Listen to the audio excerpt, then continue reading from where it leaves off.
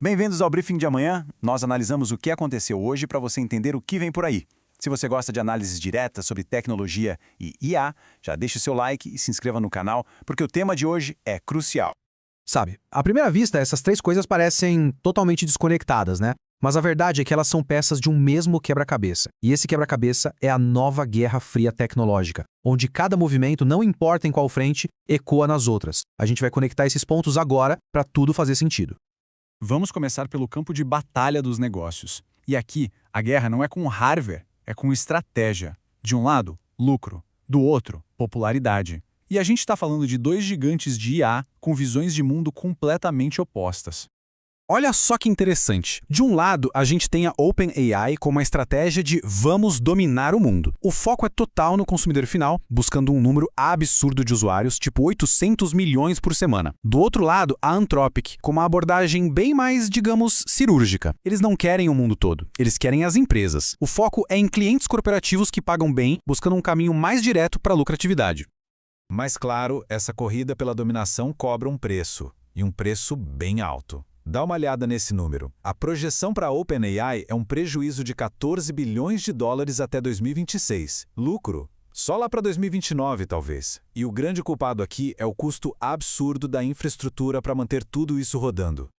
Agora, olha o contraste. Do outro lado da moeda, o cenário para a Anthropic é bem diferente. A projeção deles é de uma receita de 70 bilhões de dólares até 2028. E o mais impressionante, eles esperam empatar as contas, o famoso break-even, já em 2027. Ou seja, 2 anos antes da OpenAI sequer sonhar com isso. Fica claro que o caminho que eles escolheram, focado em empresas, parece ser um atalho para a rentabilidade. O que isso nos diz, então? Basicamente, o modelo da Anthropic, aquele focado em ser útil para empresas em vez de só ser popular, está se provando um caminho bem mais rápido para se tornar um negócio sustentável. E falando em tirar projetos do papel, sabe, ver toda essa inovação dá uma vontade de criar, né? Se você está pensando em montar seu portfólio de tecnologia, um blog sobre IA ou qualquer projeto online, vai precisar de uma hospedagem de qualidade. E para isso, a minha recomendação é a Hostinger. É super rápida, segura e olha, o custo-benefício é excelente. E a gente conseguiu um cupom especial de 20% de desconto só para quem acompanha o briefing. É só clicar no link aqui na descrição ou usar o QR Code que está aparecendo aí na tela. Ok, mas essa guerra de IA não é só sobre software e modelos de negócio, né?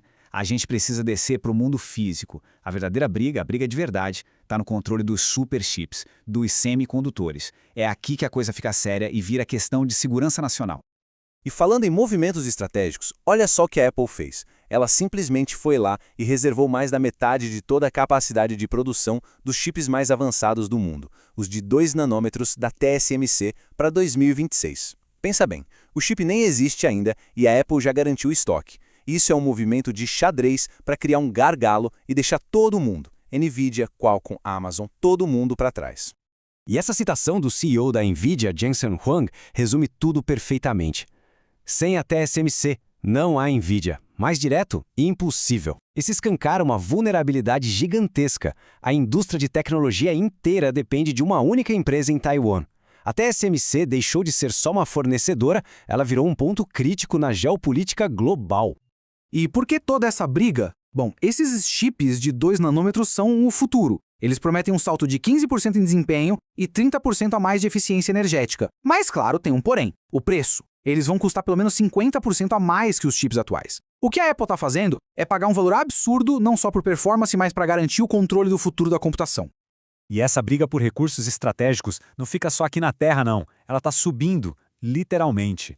A mesma lógica de dominar os chips agora está sendo aplicada à órbita do nosso planeta.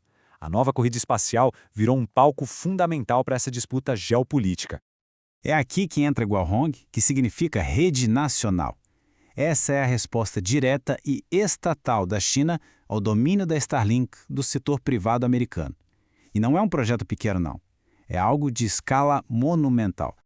Se a gente compara, a Starlink da SpaceX tem uma bela vantagem hoje.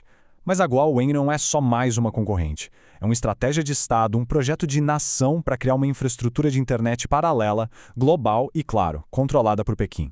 O plano é ter quase o dobro de satélites da Starlink. O objetivo final? Soberania digital global.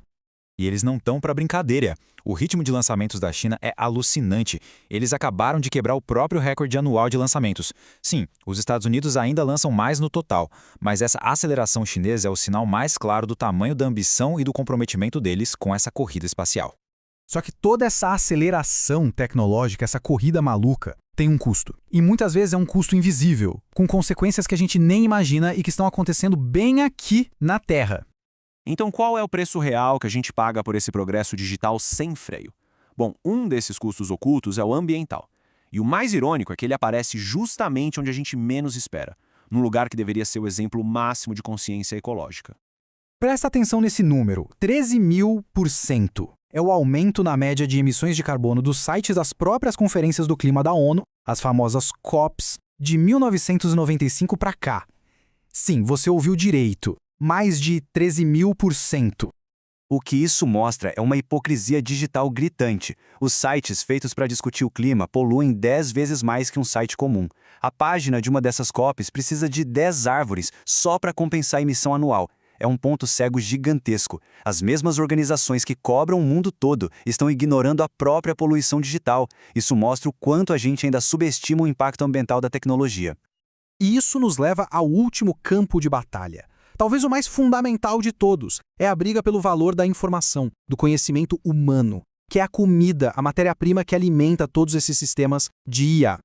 Vejam o caso da Wikipedia, por exemplo. Existe um ciclo perigoso acontecendo. Primeiro, as IAs vão lá e raspam todo o conteúdo da Wikipedia para se treinar.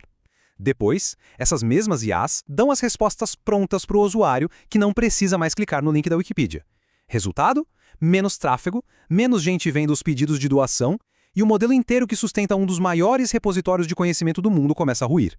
A própria Fundação Wikimedia está dizendo isso. Menos visitas significa menos voluntários para melhorar o conteúdo e menos doadores para pagar as contas. Eles estão basicamente implorando para as empresas de IA, pelo menos paguem pelos dados que vocês usam. Mas até agora, a resposta da maioria dos gigantes da tecnologia tem sido o silêncio.